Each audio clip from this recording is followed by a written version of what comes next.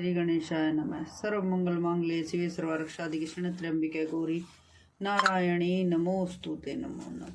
जय माँ भगवती।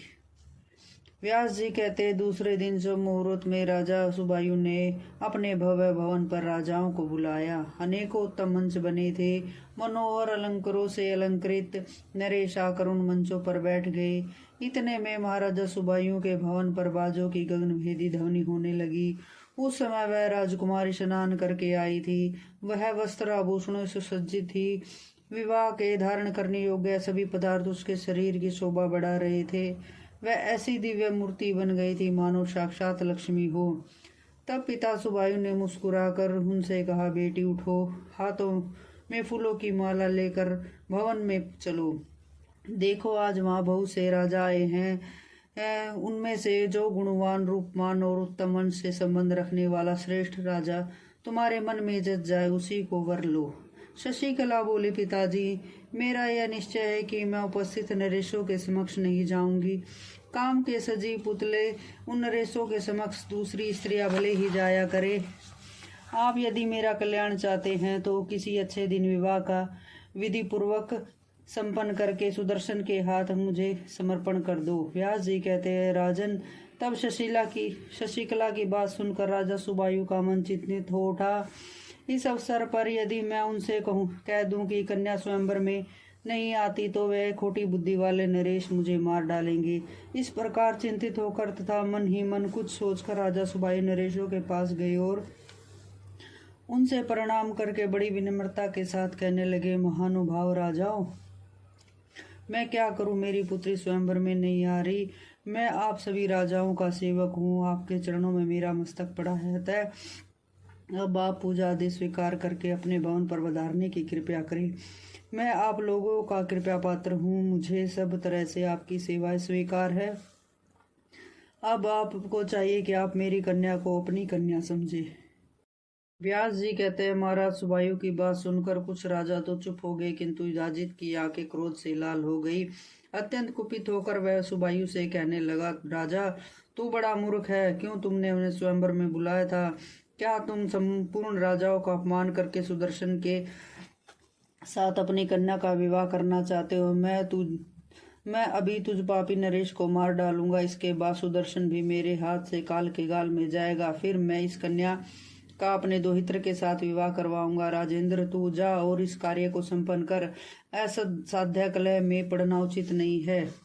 व्यास जी कहते, युधाजित के उत्तेजपूर्ण वचन सुनकर सुबायु के शोक का पारावार न रहा। लंबी सांस छोड़ता वह भवन में गया और दुखी होकर अपनी पत्नी से कहने लगा, सुंदर नेत्रों से शोभा पाने वाली प्रिय, तुम्हें सभी धर्म ज्ञात है। तुम पुत्री से कहो कि ऐसा भयंकर कलह मच जाएगा। इस अवसर पर क्या करना चाहिए मैं स्वयं कुछ नहीं जानता, क्योंकि मैं तो तुम्हारे वश में हूँ। व्यास जी कहते हैं, राजा सुबायु की बात सुनकर रानी पुत्री के पास गई और बोली, बेटी, महाराज अत्यंत दुखी है। यदि हट करके सुदर्शन को ही वरोगी तो पराक्रमी युधाजित तुमको और हमको मार डालेगा। पिता माता की बात सुनकर शशिकला को कुछ भी भय नहीं हुआ। वह निर्भयता पूर्वक से बोली, आप निश्चय पूर्वक वैवाहिक विधि का पालन करते हुए मुझे सुदर्शन को सौंप दे, जिसके नाम का कीर्तन करने से अनेकों दुख टल जाते हैं। वे भगवती चंडिका कल्याण करेंगी। आज रात में वैदिक विधि से सुदर्शन के साथ मेरा पाणी ग्रहण करा दीजिए। मैं अकेली सुदर्शन के साथ चली जाऊंगी।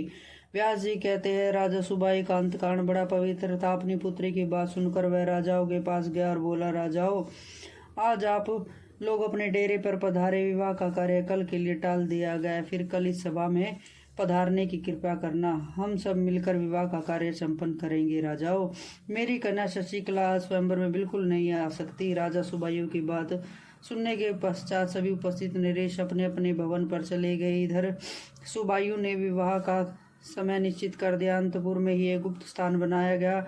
मंडप में पुत्री शशिकला को बुलाकर विवाह का कार्य संपन्न करने में लग गए। अपनी कन्या शशिकला का विधि पूर्वक सुदर्शन के साथ पाणी ग्रहण संस्कार कर दिया। जब नरेशों को इस बात का पता चला कि विवाह हो गया है, तब तो उनकी क्रोध अग्नि धमक उठी।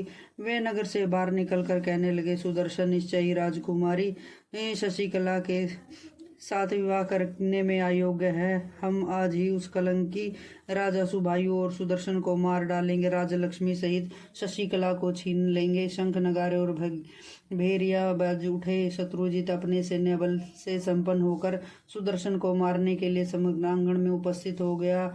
उसका नाना युधाजित आगे बढ़कर सुदर्शन के पास जा पहुंचा। शत्रुजित सुदर्शन का भाई था, फिर भी सुदर्शन को मारने के लिए वह युधाजित के साथ युद्ध करने लगा।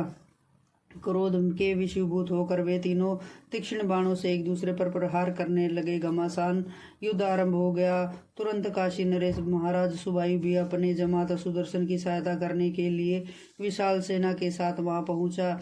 इस प्रकार रोमांचकारी भीषण संग्राम होने लगा। इतने में अकस्मात सिंह पर बैठी हुई भगवती दुर्गा वहां प्रकट हो गई। उनकी भुजाएं भांति भांति के आयुर्दों से सुशोभित थी। उनका मनोहर विग्रह संपूर्ण आभूषण से अलंकृत था। उस समय भगवती को देखकर वे सब के सब नरेश अत्यंत आश्चर्य में पड़ गए। कहने लगे, सिंह पर बैठी हुई देवी कौन है और कहाँ से प्रकट हुई है? सुदर्शन ने भगवती के दर्शन पाकर महाराजा सुबायु से कहा, राजन देखिए, ये परम आराध्य सगवती भगवती मुझ पर कृपा करने के लिए यहाँ पधारी है। हम तब युधाजित अत्यंत कुपित होकर अपने पक्ष के राजाओं से कहने लगा, अरे तुम लोग भय से क्यों घबरा गए हो? राजकुमारी के साथ ही सुदर्शन को मार डालो। इस निर्बल छोकरे ने हम बलशाली वीरों का बड़ा अपमान किया है और अब कन्या को लेकर निर्भयता पूर्वक यहाँ से चला जा रहा है। सिंह पर बैठी हुई एक स्त्री को देखकर तुम क्यों डर गए हो? तब भगवती दुर्गा क्रोध में तमतमा उठी। उन्होंने शत्रुजित को लक्ष्य करके बाण बरसाने आरंभ कर दिए। उस समय भगवती जगदम्बिका अनेक रूपों में विराजमान थी।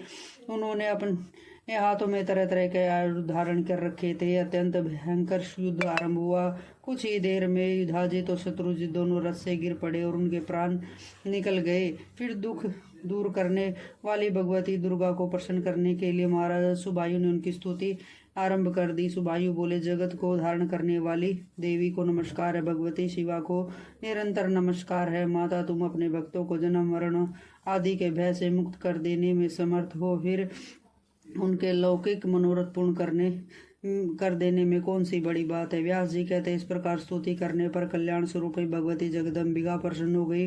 उन्होंने महाराजा सुबायु से कहा, स्वत्र वर मांगो। व्यास जी कहते, उसमें भगवती जगदम्बिका ने के वचन सुनकर महाराजा सुबायु भक्तिभाव से संपन्न होकर कहने लगे। सुबायु बोले, एक और भूलोक और देवलोक का राज्य रख दिया जाए और एक और तुम्हारे पुण्य दर्शन हो, तब वह राजा तुम्हारे दर्शन की तुलना कभी नहीं कर सकता। देवी, मैं क्या वर मांगो? भगवती दुर्गे, तुम कृपा की समुद्र हो। काशीपुरी जब तक धराधाम पर रहे तब तक तुम्हारा यहाँ पर रहना परम आवश्यक है। बस मुझे यही वर देने की कृपा करो। भगवती दुर्गा ने कहा, राजन, काशीपुरी में मेरा निरंतर निवास होगा, संपूर्ण प्राणियों की रक्षा करने के लिए, तथा जब तक पृथ्वी रहेगी तब तक मैं यहाँ रहूंगी। व्यास जी कहते, उस समय सुदर्शन ने अत्यंत नम्र होकर बड़े विस्तार के साथ भगवती की स्तुति आरंभ कर दी। तब भगवती जगदम्बिका अंतर्ध्यान हो गई। व्यास जी कहते हैं, अयोध्या जाने पर सर्वप्रथम महाराजा सुदर्शन अपने सुहृदयों के साथ राजभवन में गए। वहां शत्रुजित की माता शोक में डूबी थी। उन्होंने उसे प्रणाम किया और कहा, तुम्हारे पुत्र शत्रुजित एवं पिता युधाजित संग्राम में मेरे हाथ नहीं मारे गए। युद्ध भूमि में पहुंचते ही भगवती दुर्गा ने उनके प्राण हर लिए थे। इसमें मेरा कुछ भी अपराध नहीं है। होनी किसी के टाले नहीं टलती, वह तो होकर ही रहती है। व्यास जी कहते हैं, सुदर्शन के यूं कहने पर लीलावती लज्जित सी हो गई। वह सुदर्शन से कहने लगी, पुत्र, मैं बड़ी अपराधिनी हूँ। मुझे ऐसी दशा में प्राप्त होने में मेरा पिता युधाजित ही कारण है। वे माता लीलावती की यह बात सुनकर राजकुमार सुदर्शन ने उनके चरणों में मस्तक झुकाया। तदनंतर वे अपने भवन पर गए, वहां जहाँ पहले से ही मनोरमा जाकर बैठी थी। इधर महाराजा सुबायु ने काशी में भगवती दुर्गा की श्रेष्ठ प्रतिमा बनवाकर उसे मंदिर में भक्ति पूर्वक स्थापित किया। इस सब लोग प्रेम और भक्ति में निगम होकर विधि के साथ भगवती दुर्गा की पूजा करने लगे। बोलो भगवती मैया की जय हो।